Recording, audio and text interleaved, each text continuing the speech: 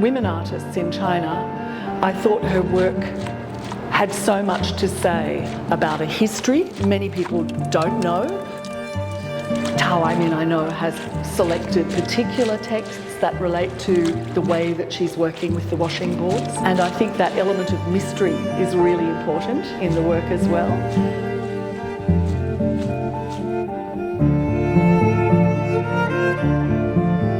For me, the really interesting thing was that it aligns with a very important aspect of contemporary Chinese art, which is the reinvention, recontextualization of ink in a really contemporary way.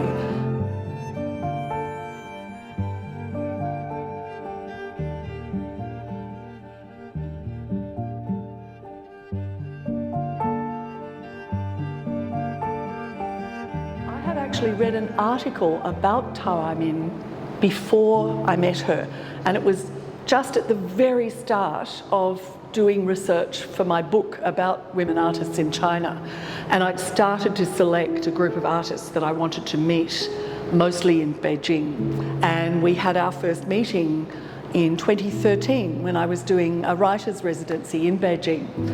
And we actually had this conversation in a really noisy cafe in the 798 Art District, and I just found her so interesting as a person as well as an art practitioner. And I thought her personal story about coming from a very rural background and having quite a struggle to become an artist in the first place really aligned with her very in-depth research into this women's history in Hunan province, which is also where she comes from. And so she had discovered this history of this reputedly secret, not really secret, but that's kind of a romantic story, but this women's script that only existed in very remote rural villages in Jiangyong County in Hunan.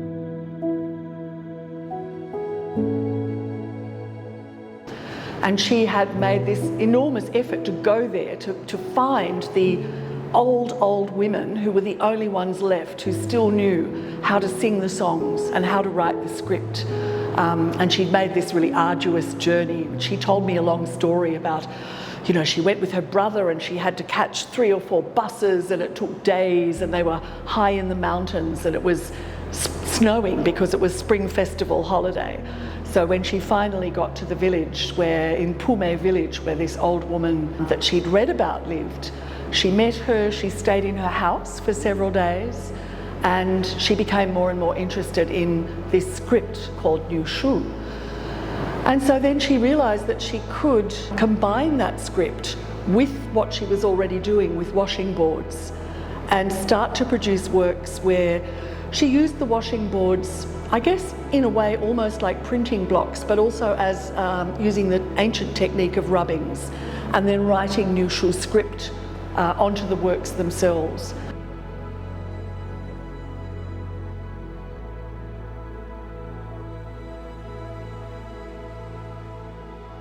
She was bringing to light this hidden history of rural women who essentially their lives unrecorded, except that she found that there was this way of recording the women had invented themselves. So I can tell you how fascinating I find Nüshu, and the fact that she's using it for contemporary art is something so interesting to me, and I think will be interesting to others.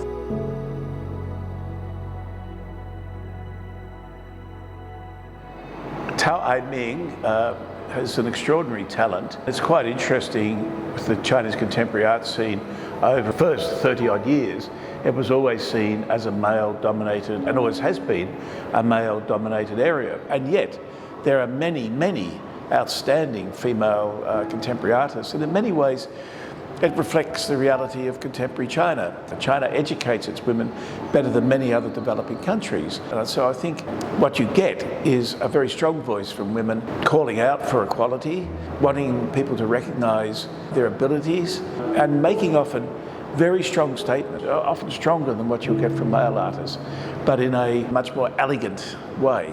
So I think the strength and the elegance of Chinese female contemporary artists makes their work particularly interesting to me.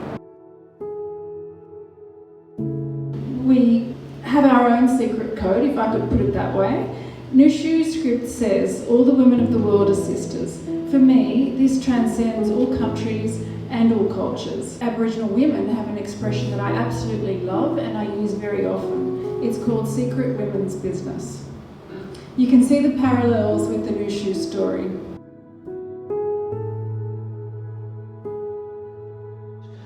Nobody knows how it originated. How did these illiterate footbound women invent a script to communicate with each other and to write stories about their lives and poems and songs?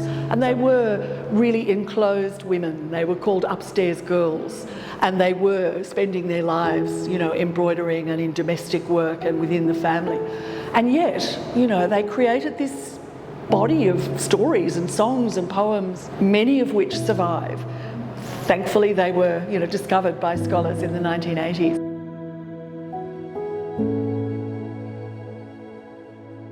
So these works are not just about a history of women. I think they are really multi-layered.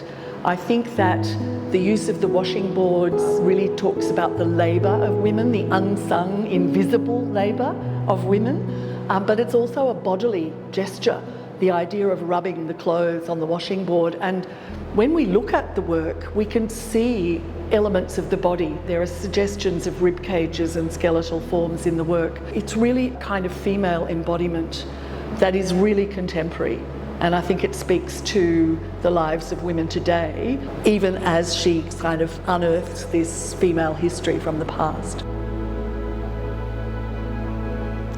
And I think both conceptually with that story in the background and technically and aesthetically with the materiality of the works, they create a really cohesive and really beautiful exhibition. I think all of the works speak to each other. They're very coherent in their method of creation, but they're all very different. And the Nüshu texts that come from sometimes quite ancient poems and stories, in some cases they're almost buried secretly behind layers of ink in the work, and in other ways they're written as calligraphy would be written on a scroll. And yet there's this element of mystery because very few people can read Nüshu.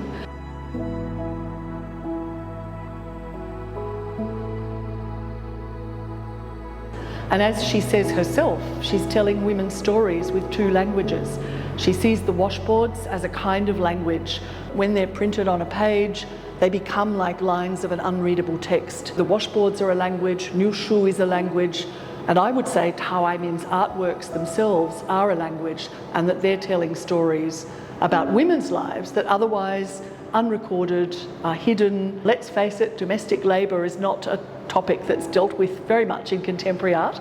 It's very different from what other artists are doing with ink. And so I think along with their really contemporary technique and their very contemporary use of ink and expressive, very experimental uses of materials, that in a sense she's delving deeply into women's lives and women's histories.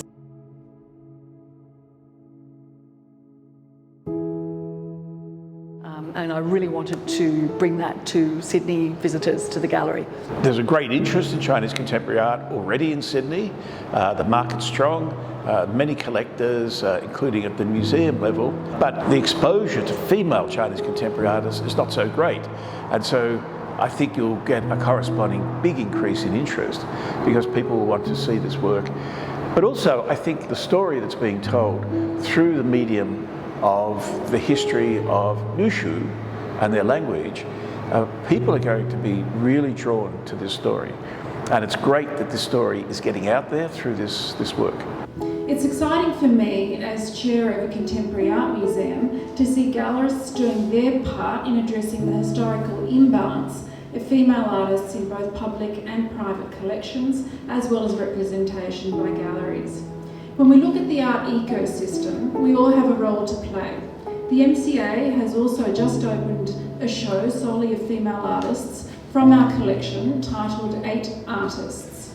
It's drawing upon diverse cultural narratives, so this exhibition here really feels like a natural and wonderful extension of our museum show, very much in line with the thinking of the museum. And I think when people hear the story of Nüshu, and then they relate it to the story of Tao Aimin as an artist, that's really intriguing. And I also think, how can people not be moved by the story and see the beauty in the work? And so my hope and my expectation as a curator of the show is that Sydney audiences will respond with both intrigue and with delight in the aesthetics of the work themselves.